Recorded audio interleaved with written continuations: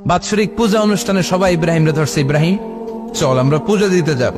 সাইয়েদনা ইব্রাহিম ফানাযারা নাযরাতান ফিন নুজুম, তাকালেন আকাশে আর বললেন ইন্নী সাকিম, আমি যেতে পারবো না, অসুস্থ। আমি কি আসলে সুস্থ ছিলেন? তো অসুস্থ বললেন কেন? কারণ অসুস্থতা দুই ধরনের, একটা শারীরিক আর একটা সাইয়েদনা ইব্রাহিম মানসিক ভাবে প্রচন্ড বিপর্যস্ত ছিলেন, অসুস্থ ছিলেন। এর কারণ গোটা উম্মাত মূর্তির পূজা করে, এই দৃশ্য দেখে কোন নবী মানসিক ভাবে সুস্থ থাকতে পারে?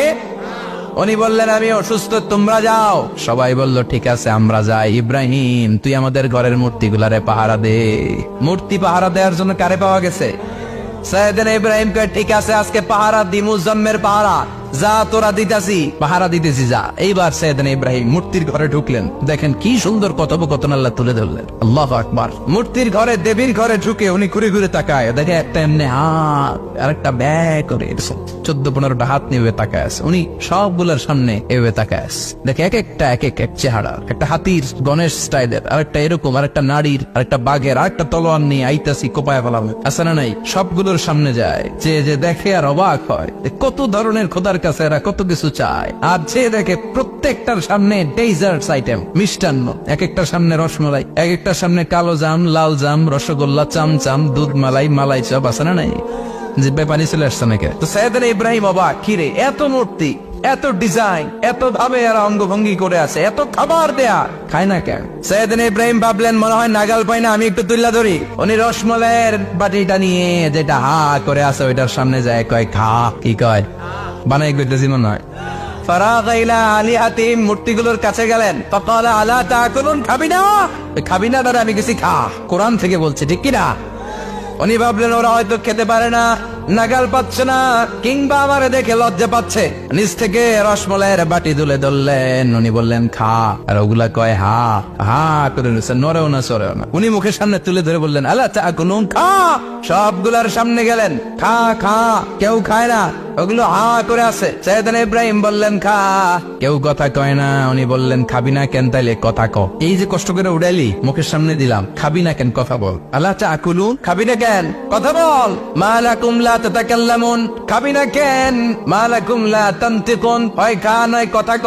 বলতেই লাগলেন খা খা, প্রত্যেকটা মূর্তির সামনে গেলেন, খা। ওগুলো করে আছে আ, কোনো কথা কয় না। কয় কেন খাবি না? তাইলে কথা ক।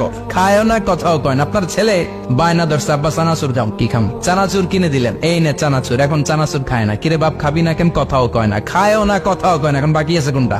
কথা কর।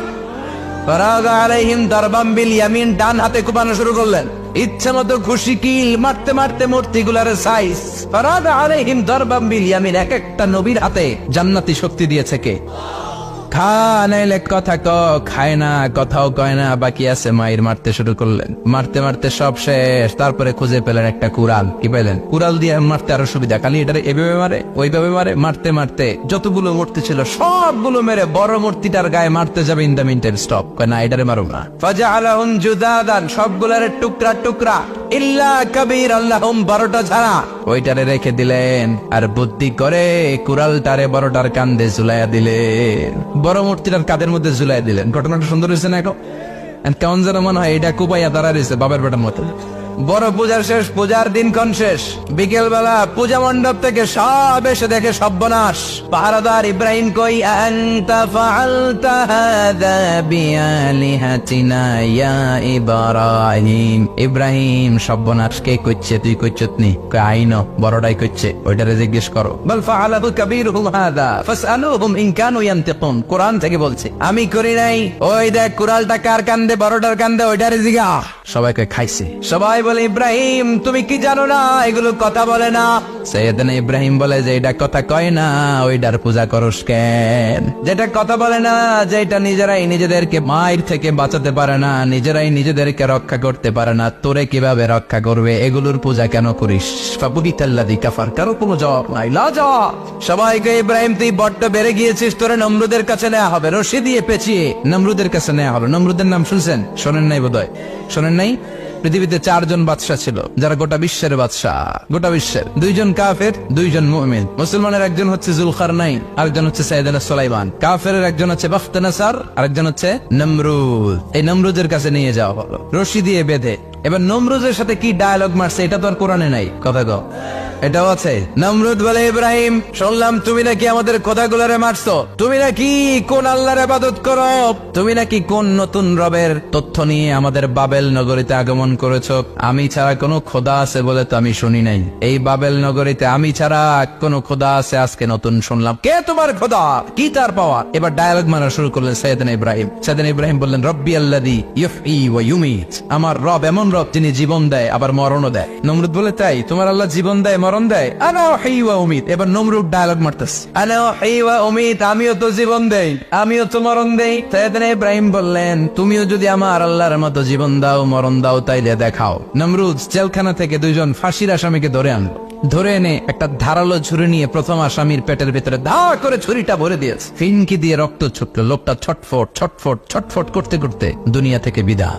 এবার পেট থেকে ছুরিটা বের করে দ্বিতীয় আসামির পেটের মধ্যে ঢুকাতে যাবে, ধা করে। In the meantime stop, ঢুকায় নাই। পেটে ঢুকাইতে যে ঢুকায় নাই। কয়, ইব্রাহিম এই যে দেখ, তোমার সামনে প্রথম লোকটারে আমি মৃত্যু দিলাম, প্রথমটারে দিলাম মরণ, পরেরটারে দিলাম জীবন। তোমার রব যেরকম করে জীবন দেয় আর মৃত্যু দেয়, আমিও জীবন দেই আমিও মৃত্যু দেই। চিল্লায় পড়েন নাউযুবিল্লাহ।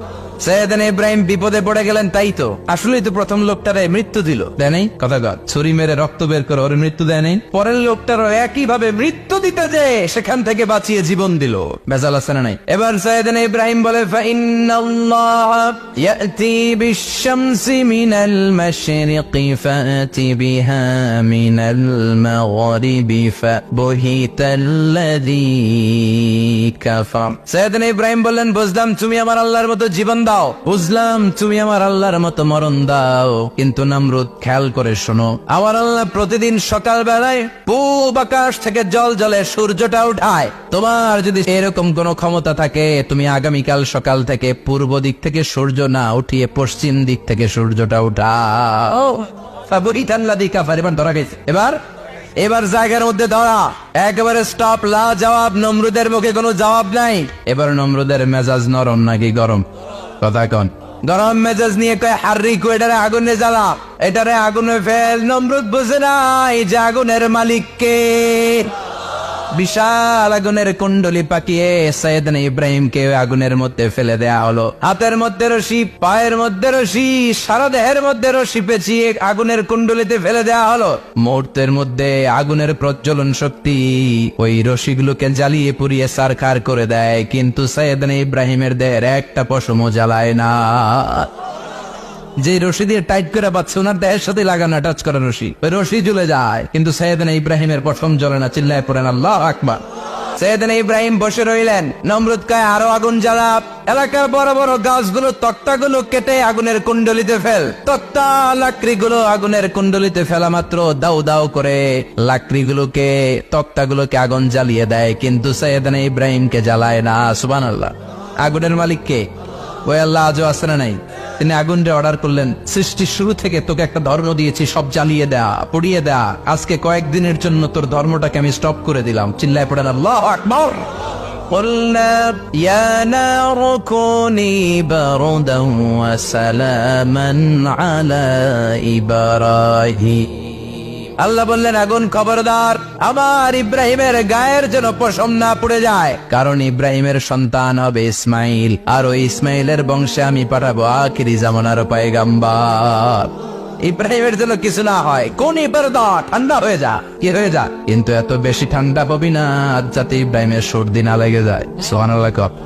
আগুন বলে, আপনি বললেন কোন ইবারদা, ঠান্ডা হ, আবার কোন এত ঠান্ডা হবি না যাতে সর্দি না লাগে, কেমন ঠান্ডা হবো? আল্লাহ বললেন, সালামান আলা ইব্রাহিম, সালাম হয়ে যা, শান্তির গুলবাগিচা হয়ে যা, এয়ার কন্ডিশন নাতিশীতোষ্ণ হয়ে যা। চিল্লায় পড়েন আল্লাহু আকবার। 40 দিন ছিলেন এই আগুনের কুণ্ডলিতে, কিচ্ছু হয় নাই। সুবহানাল্লাহ পড়বেন না? শেষ জীবনে উনি ওনার নাতিপুতিদের সাথে গল্পের সময় বলতেন যে আমার জীবনের সবচেয়ে আরামদায়ক সময় কাটিয়েছি আমি ইব্রাহিমের আগুনের, নমরুদের আগুনের কুণ্ডলির ভেতরে থেকে। চিল্লায় এখন সুবহানাল্লাহ। তার মানে পুরো আগুনের কুণ্ডলির গোলবাগিচা বানিয়ে দিয়েছে কে? ওনার জীবনের শ্রেষ্ঠ সময় নাকি এটা? সবচেয়ে আরামসে নাকি কাটিয়েছে এই আগুনের কুণ্ডলির ভেতরে। চিল্লায় পড়েন আল্লাহু আকবার। এবার আল্লাহ ডেকে বলেন, নমরুদ অনেক হয়েছে, আর না, অনেক চান্স তোমারে দিছি আমি, অনেক ছাড় দিছি, মাগাত ছেড়ে দিব না। আল্লাহ কি দেয়? ছাড় দেয়, ছেড়ে দেয় না। মনে থাকবে? আল্লাহ বলে, তোরে মারতে আমার কামান লাগবে না, গোলা লাগবে না, ফেরেশতা লাগবে না, তলোয়ার লাগবে না, নমরুদ তোরে মারবো আমি ল্যাংড়া মশা দিয়া। ফাআরসালাল্লাহু তাআলা বাউদা, আল বাউদাতু জুনদুম মিন জুনুদিল্লাহ। এই মশাগুলো আল্লাহর সৈনিক। কথা কন, এই মাছিগুলো আল্লাহর সৈনিক, এই সাপ আর ব্যাঙগুলো আল্লাহর সৈনিক, এই বাতাস আল্লাহর সৈনিক, এই মাটি আল্লাহর সৈনিক। মাটি যদি কাঁপাকাঁপি শুরু করে বসে থাকা যাবে? কথা কন, ভূমিকম্প হইলে সব দৌড়াদৌড়ি আছে না নাই? আগুন লাগলে দুর্ঘটনা আছে না নাই? বাতাস যদি 70 থেকে 80 কিলোমিটার বেগে ছুটে আসে দুর্ঘটনা আছে না নাই? ফারসালাল্লাহু বাউদা, আল্লাহ একটা ল্যাংড়া মশা পাঠালেন। এই ল্যাংড়া মশা নাকের ভেতর দিয়ে ঢুকে মস্তিষ্কের মাঝখানে যে কামড়াতে শুরু করেছে। মশার কেমন খাইছেন না আপনারা? শীতকালে যখন আমরা কম্বল মোড়া দিয়ে ঘুমাই, কানের সামনে নমরুদরে পূজা করতো আর বলতো নমরুদ সবচেয়ে বড় খোদা, নমরুদ সবচেয়ে। এখন খোদা কি করে? ড্যান্স দেয়, চিল্লা। এখন কি দেয়? এবার নমরুদ বাঁচার জন্য মাথার মধ্যে আঘাত করে, কিন্তু মশা বের হয় না। চিল্লায় আওয়াজ করে উত্তরে বলেন, মশা ঢুকছে কার অর্ডারে? এই মশা বেরোবেও কার অর্ডারে? মাথার মধ্যে আঘাত করে, খুশি মারে, কিল মারে, কিন্তু মশা বের হয় না। এবার আশেপাশের যারা আছে খাদেম খুদ্দাম কয় তোরাও খুশি মার। খাদেম খুদ্দাম মনে মনে কয় আজীবন অনেক মারছস, আজকে আমরা মারুম। সুযোগ পায়া কিলের উপর কিল আর খুশি। আজীবন অনেক কাজ করাইছিস আমাদেরকে দিয়ে, অনেক জুলুম করেছিস, আজকে সুযোগ পাই ইচ্ছা মতো মাইরা লই। খাদেম খুদ্দাম ওরাও কিল খুশি। ঘুষাইতে ঘুষাইতে চেহারার মানচিত্র পাল্টাই দিছে, মাকার মশা বের হয় না। এই মশা ঢুকছে কারা দেশে? কথা কন, এই মশাটা যদি বেরোতে হয় অর্ডার লাগবে একজনের। চিৎকার করে বলেন, তিনি কে? নিজেও মারে বেরোয় না, খাদেম খুদ্দামরা মাথার মধ্যে কিল খুশি মারে বেরোয় না। নমরুদ কয় এবার আমারে জোতা মাপ। কি মাপ? আমরা পরি প্লাস্টিকের জুতা, বাটার জুতা, অ্যাপেক্সের জুতা। আগে পড়তো খরমের জুতা। খরমের জুতা বানাই কি দিয়া? কথা কোন। এবার কাঠের জুতা দিয়া খাদেম খুদ্দামরা মাথার মধ্যে বাড়ি। পিটাইতে পিটাইতে মাথাটাকে ফাটিয়ে রক্তাক্ত করে জামিনের মধ্যে নমরুদরে শুইয়ে দিয়েছে। আর আল্লাহ সৈনিক সেই বাউদা মশা নাকের ভেতর থেকে শূন্য উড়াল মেরেছে। চিল্লায় পড়েন আল্লাহ। তার মানে এত শক্তিশালী হয়েও, গোটা বিশ্বের রাজা হয়েও নমরুদের ক্ষমতা নমরুদরে বাঁচাতে পারে নাই। চিল্লায় পড়েন ঠিক কিনা? এজন্য ক্ষমতা কাউরে বাঁচাতে পারে না, দাপট কাউরে বাঁচাতে পারে না, অহংকার কাউরে বাঁচাতে পারে না, সৈন্যবাহিনী কাউরে বাঁচাতে পারে না।